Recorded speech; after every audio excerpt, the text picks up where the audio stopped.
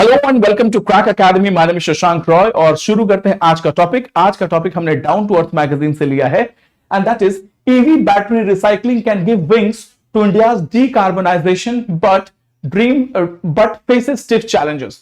India में हम decarbonisation यानी इंडिया में अगर देखें तो सबसे ज्यादा अगर हम कार्बोनाइजेशन की बात बोलें तो इंडियन इकोनॉमी के अलग अलग सेक्टर्स की जब हम बात बोलते हैं, इंडियन इकोनॉमी के अलग अलग सेक्टर्स के बारे में जब हम बात बोलते हैं तो उसमें सबसे इंपॉर्टेंट इमिशन के पर्सपेक्टिव से तो ट्रांसपोर्टेशन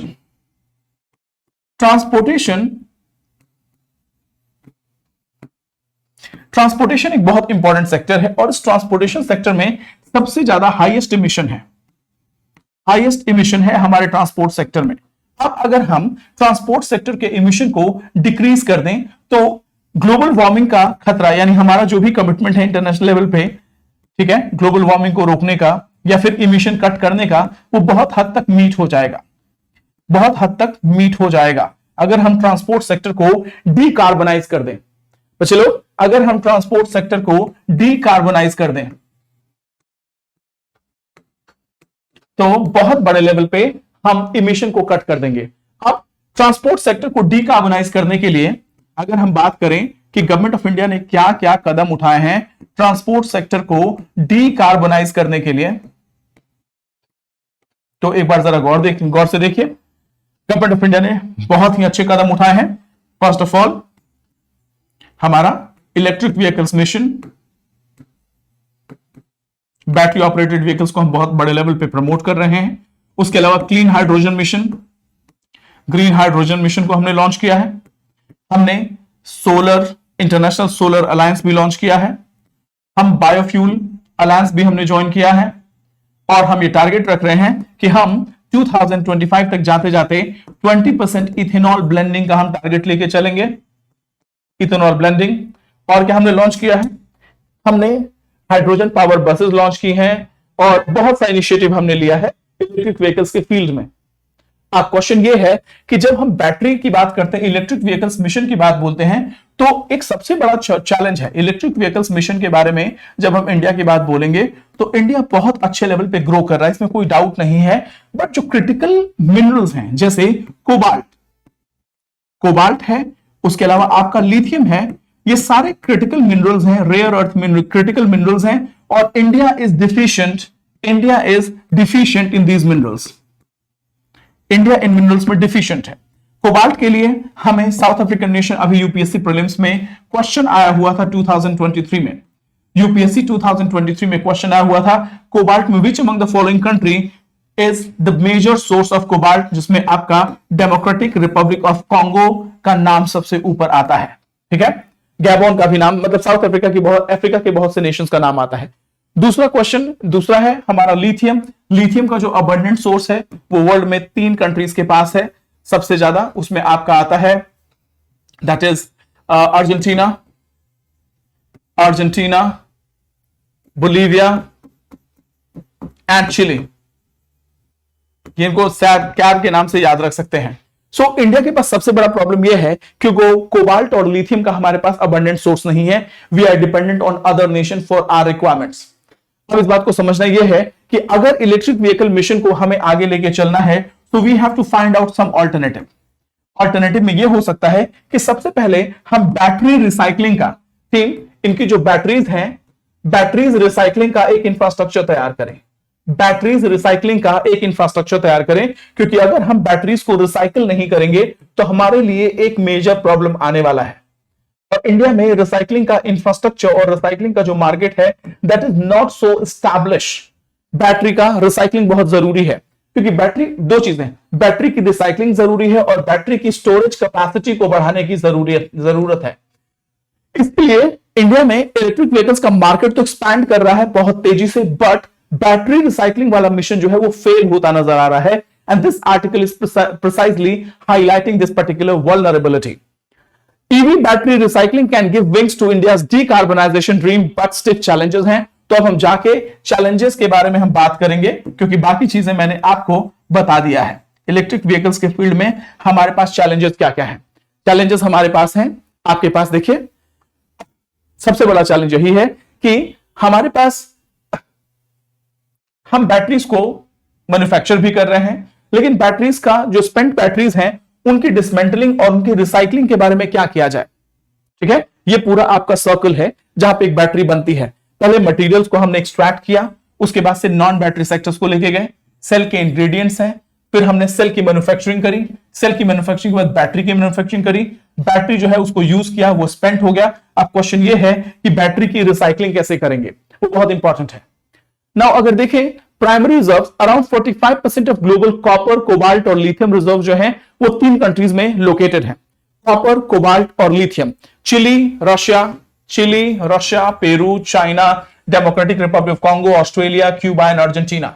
ये मेनली ये कंट्रीज है जहां पे सेंटर्ड है ग्लोबल कॉपर, कोबाल्ट और लिथियम। ये तीनों रिजर्व जो है वो इंपॉर्टेंट है, क्रिटिकल है आपके इलेक्ट्रिक व्हीकल सेगमेंट के लिए। But unfortunately India is deficient in these materials. अब बात करते हैं लिमिटेड फुट पॉइंट्स। इंडिया में अभी सिर्फ 7 प्लेयर हैं जो रिसाइकलिंग लिथियम एंड बैटरी को रिसाइकिल करने का काम करते हैं। जैसे एक्सिको है आपके पानीपत हरियाणा में है, एटेरो है रुड़की में है, जिप्ट्रैक्स है न्यू दिल्ली में है, बैटेक्स है सिकंदराबाद में, लीको है, इको तंत्रा है और टाटा केमिकल्स हैं जिन्होंने बहुत, और लोहम ग्रेटर नोएडा उत्तर प्रदेश। ये सारे बैटरी रिप्लेसमेंट का काम करते हैं, बैटरी रिसाइकलिंग का काम करते हैं। But that is not enough to जिस परसेंटेज के साथ बैटरीज रिसाइकलिंग होने के आ रहे हैं उतने बड़े लेवल पे रिसाइकलिंग नहीं हो पा रही है, and we are dependent on other nation. उसके अलावा हमारे पास कुछ क्रिटिकल मिनरल्स हैं, उन क्रिटिकल मिनरल्स में इंडिया मेजरली डिफिशिएंट है और ये सबसे बड़ा चैलेंज है। तो यहां पे battery recycling of electric vehicles की बात बोले तो इंडिया के इलेक्ट्रिक व्हीकल जो है हैवली रिलाई करते हैं इंपोर्टेड बैटरी पे, और हमारे पास इनसफिशिएंट डोमेस्टिक मिनरल रिजर्व है जैसे कॉपर, लिथियम एंड कोबाल्ट। दूसरा प्रॉब्लम क्या है, इंडिया के पास एक एम्बिशियस प्लान है, लेकिन सबसे बड़ा प्लान में जो रिटायरमेंट प्रॉब्लम आ रहा है, recycling retired batteries becomes a crucial. ये हमारे पूरे एनर्जी सिक्योरिटी के लिए इंपॉर्टेंट है, और जियोपॉलिटिकल रिस्क और minimising environmental hazards, geopolitical risk भी इन्वॉल्व है। मान लीजिए कि वो कंट्री के साथ हमारा डिसएग्रीमेंट हो जाता है, मान लीजिए कि हम इन क्रिटिकल मिनरल्स के लिए एक पर्टिकुलर कंट्री पे डिपेंडेंट हैं और वो कंट्री अचानक से बैन लगा देता है कि हम इन क्रिटिकल मिनरल्स का एक्सपोर्ट नहीं करेंगे। तो आपके पास 2 चीजें होनी चाहिए, या तो आपके पास डोमेस्टिक इंफ्रास्ट्रक्चर, डोमेस्टिक ऑपरेटर्स हो, डोमेस्टिक रिजर्व्स हो, या फिर आपके पास एक ऑल्टरनेटिव अग्रीमेंट अदर कंट्रीज के साथ होना चाहिए। बट अगेन ये इंडिया को वल्नरेबल बनाता है। Now Exico ethical, transparent and recycling, ये एक्सिको एक ब्रांड है जो रिसाइकलिंग का काम करता है। इंडिया में रिसाइकलिंग, बैटरीज की रिसाइकलिंग तो चल रही है, but they are not so great, making its electric vehicle sector vulnerable to supply chain uncertainty. इन चीजों का जब लैक ऑफ रिजर्व होगा तो इंडिया के सेक्टर्स को ये वल्नरेबल बनाती हैं। एक चीज और भी है कि जो हमारे बैटरी रिसाइकलिंग की जो इंडस्ट्री है वो बहुत ही कैपिटल इंटेंसिव है, इन्वेस्टमेंट बहुत ज्यादा है, लिमिटेड रिफाइनिंग कैपेसिटी है और ग्लोबल मार्केट पे हमें डिपेंड होना पड़ता है। ये सबसे बड़ा चैलेंज है इंडिया के इलेक्ट्रिक व्हीकल्स के लिए, और अगर इन चीजों को रेक्टिफाई नहीं किया जाएगा तो फ्यूचर में ये हमारे लिए प्रॉब्लम हो सकते हैं। सो हियर हमारे पास कुछ क्रिटिकल मिनरल्स हैं, lithium, cobalt, nickel, vanadium, niobium, germanium, rhenium, beryllium, tantalum के बारे में हमने बात किया है, स्ट्रोंटियम, जिरकोनियम। सो ये क्रिटिकल मिनरल्स हैं ना। पोटेंशियल इंपैक्ट क्या हो सकता है, नीति आयोग का ये कहना है कि इंडिया जो है 128 गीगावाट हर्ट्ज तक जो है GWH of lithium ion batteries available करा सकता है रिसाइकलिंग के लिए, विद 46% फ्रॉम इलेक्ट्रिक व्हीकल्स।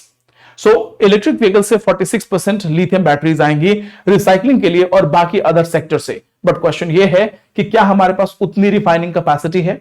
सबसे पहले बैटरी रिसाइकलिंग की जब हम बात बोलें तो इंडिया में एक नीति आयोग का एक पेपर है, वो पेपर क्या कहता है कि हमें सबसे पहले एक सर्कुलर इकोनॉमी को प्रमोट करना होगा। यह सर्कुलर इकोनॉमी है। सर्कुलर इकोनॉमी जो है वो लीनियर इकोनॉमी से बिल्कुल डिफरेंट है। सर्कुलर इकोनॉमी में हम किसी भी मटेरियल के रिड्यूस, रीयूज, रिसाइकिल और रिकवरी पे ज्यादा ध्यान देते हैं, यानी हम एक मटेरियल को फिर से रिसाइकिल करते हैं, रीयूज करते हैं, रिप्रोड्यूस करते हैं और उसकी शेल्फ लाइफ को बढ़ाते हैं। इससे वेस्ट जनरेशन बहुत कम होता है। अगर हम सर्कुलर इकोनॉमी की थ्योरी को इंडिया के इलेक्ट्रिक व्हीकल्स के मार्केट में इंटीग्रेट कर दें तो शायद हमें बहुत मदद मिल सकती है और वेस्ट जनरेशन नहीं होगा। करंट प्रॉब्लम्स क्या है, इंडिया की रिसाइकलिंग इंडस्ट्री जो है बहुत, सबसे पहले हम इंपोर्टिंग ब्लैक मास पे डिपेंड करते हैं। सो मेनली मुद्दा यह है कि majority of battery related materials are being imported from other country, जो सबसे बड़ा रिस्क है, वल्नरेबिलिटी है। Lack of strong domestic market, absence of self manufacturing capacity और ग्लोबल मार्केट पे डिपेंडेंट होना, यह सबसे बड़ा चैलेंज है इंडिया के इलेक्ट्रिक व्हीकल्स के लिए। अब फ्यूचर क्या है, फ्यूचर में फ्यूचर प्रोस्पेक्ट्स क्या है? इंडिया के अगर मटेरियल सिक्योरिटी को अगर स्ट्रेंथन करना है तो हमें सबसे पहले ओवरसीज एक्सेस लिथियम माइंस हुए, उन माइंस को डेवलप करना और global initiative for critical minerals partnership को ज्वाइन करना होगा। अगर हमारा कोई ग्लोबल पार्टनरशिप है such as democratic republic of Congo के साथ है, या फिर हमारे पास अर्जेंटीना, चिली, बोलीविया के साथ है, तो हमारे पार्टनरशिप को स्ट्रॉन्ग करना पड़ेगा। उसके अलावा हमें कुछ अलायंसेस ज्वाइन करने पड़ेंगे, ग्लोबल अलायंसेस, ग्लोबल इनिशिएटिव जो हमारे इंटरेस्ट को सेफगार्ड कर सके, ठीक है। और अल्टरनेटिव रिसोर्स को भी क्रिएट करना पड़ेगा, क्योंकि एक keeping all your eggs in one basket is not justified. Domestic cathode और एनोड मैन्युफैक्चरर्स को भी प्रमोट करना पड़ेगा, ठीक है। उसके अलावा आपके पास जैसे TDSS इंटरनेशनल, रिलायंस इंडस्ट्रीज और एक्साइड, ये सारे के सारे जो हैं इंडिया के बैटरी रिसाइकलिंग कैपेसिटी को एनहांस करने में लगे हुए हैं। सो कुल मिला के बात यह है कि इंडिया के इलेक्ट्रिक व्हीकल्स को अगर सस्टेन करना है तो सबसे पहले हमें ग्लोबल वल्नरेबिलिटी से अपने आप को सिक्योर करना होगा। We have to make sure कि कंट्रीज के साथ हमारे अलायंसेस बहुत अच्छे हैं, पार्टनरशिप बहुत स्ट्रांग है, जो किसी भी तरीके के ग्लोबल इकोनॉमिक शॉक को बियर करने के लिए रेडी है। प्लस इंटरनेशनल अलायंसेस को भी मेंटेन करना होगा और डोमेस्टिक कैपेसिटीज को धीरे धीरे डेवलप करना होगा। So this is it in this article. फिर से मिलेंगे नए आर्टिकल के साथ, तब तक के लिए thank you so much. God bless you all. जय हिंद, जय भारत।